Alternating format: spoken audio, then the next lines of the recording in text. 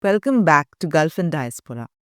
In the first episode, I reflected on what it means to grow up as a second generation migrant in the Gulf, shaped by systems we didn't choose, by structures that quietly determined where we could stay, how long we could belong, and what was possible. Today, I want to shift the lens. This episode is titled Adaptation. There is a difference between growing up inside migration and choosing it. Choosing to leave, choosing to interrupt stability, choosing uncertainty not out of necessity, but out of belief that something else might be possible. When you move as an adult, with a career, with a partner, with a child, migration becomes deliberate. It becomes negotiation, timing, risk assessment, emotional calculus. In the Gulf, that decision carries a particular weight because this is a region built on mobility. Its cities expand quickly, its labor markets are global, the demographics are majority expatriate, and yet long term settlement remains limited.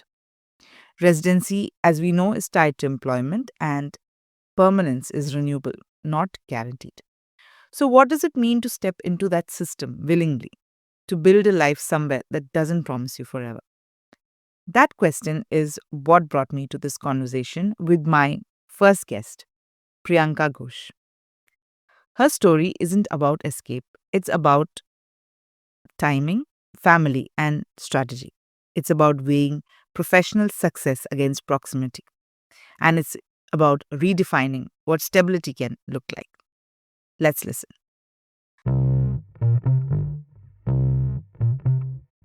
Hi, Priyanka. Welcome to the show. So, I want to start by asking you had an established career in Bangkok. What drew you to move to the UAE after living and working in India and Thailand?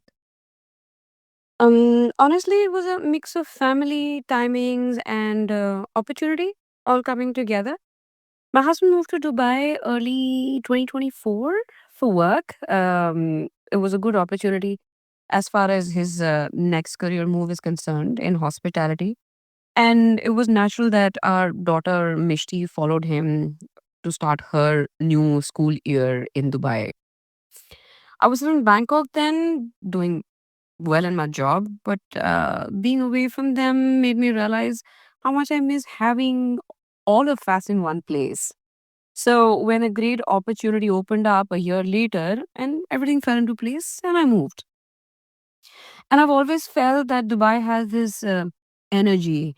It's ambitious, it's modern, and it's full of possibilities. So it really felt like a natural step for both career and family. You know what stands out to me from your conversation that it was not a simply a career move, right? It was a relational one. You weren't leaving because something was missing professionally, but you were leaving because something was missing personally. And that reframes migration as a concept. It shows that migration, especially to the Gulf, isn't only about ambition or upward mobility. It's about proximity and, being together with your family and friends. And that makes adaptation as a concept intentional from the start, especially for first generation migrants. And even for second generation migrants, as we had discussed in the previous season, the bond that they create while living as migrants in the Gulf is what makes memory for them or that yearn for belonging in the Gulf. Uh, so you moved with your husband and daughter. You moved for your husband and daughter. So, how has relocating together shaped the way you think about stability and mobility? I've learned to see stability in a very different way now. For me, it's less about staying in one place forever, and more about being rooted in the relationship that move with you, which is my family.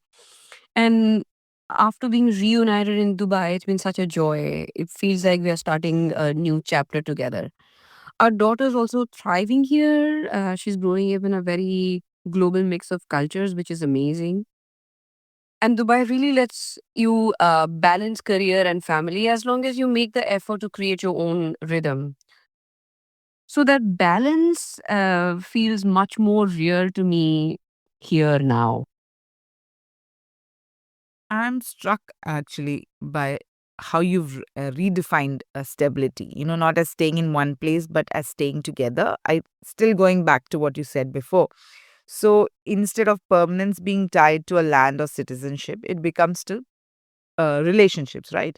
And to for you, it is your husband and your daughter, and to the life you build wherever you go.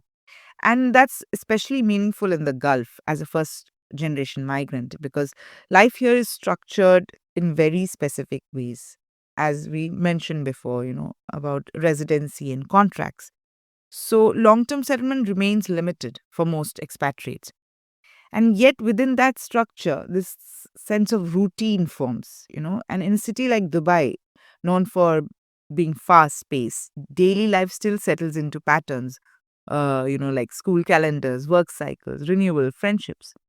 So it is more about rhythm and stability and not about permanence and citizenship. And for many, is that enough? That's such an interesting question because I think my idea of belonging has really changed over the years. When we first moved here, I used to think, okay, how long are we going to be here? Is it permanent? But over time, I stopped counting years and started noticing those little moments that has made this place feel like home. Like the barista who knows my coffee order now, my daughter's school friends coming over for weekends and walks by the beach. Those small little routines, and they've quite quietly built this sense of home around us. I think for people like us, first generation migrants, belonging isn't about owning a piece of land or saying, this is my forever home. It's what about finding comfort and connection where life brings you. So, Dubai for me has become that a place where my family has found each other again, where we all grew together in new ways. So, even if we move again someday, this chapter will always stay with us. It's where we found our rhythm again as a family, and that feels like belonging to me. I just want to wrap up this episode by asking you a very specific question because you're working in the hospitality sector and you have worked in hospitality across different countries. How did entering Dubai's hospitality sector feel different, especially in terms of hierarchy, nationality, and identity? The diversity here really hits you right away.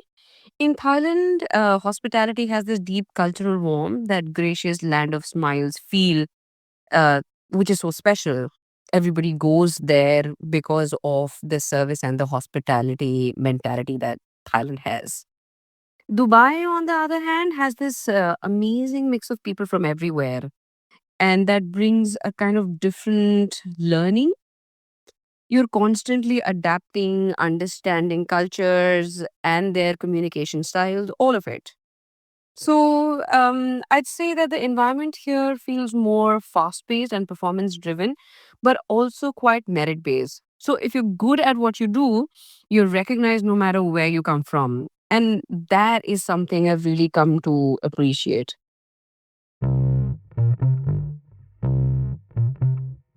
Maybe what this conversation ultimately revealed is that adaptation in the Gulf is neither blind optimism nor quiet resignation. It is a conscious effort.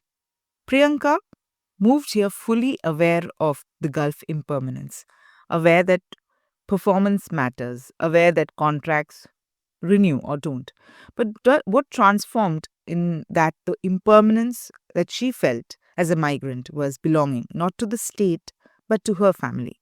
Her sense of home now travels, and that shift reflects something broader. Many migrants in the Gulf understand the structural limits of the system that they are traveling within, and yet they continue to come. Why? Because within that system, there is safety, you know, there there is opportunity, there is predictability in daily life, even if not in long term settlement. And you can build a life here, even if you cannot guarantee forever. For many, I think that is enough.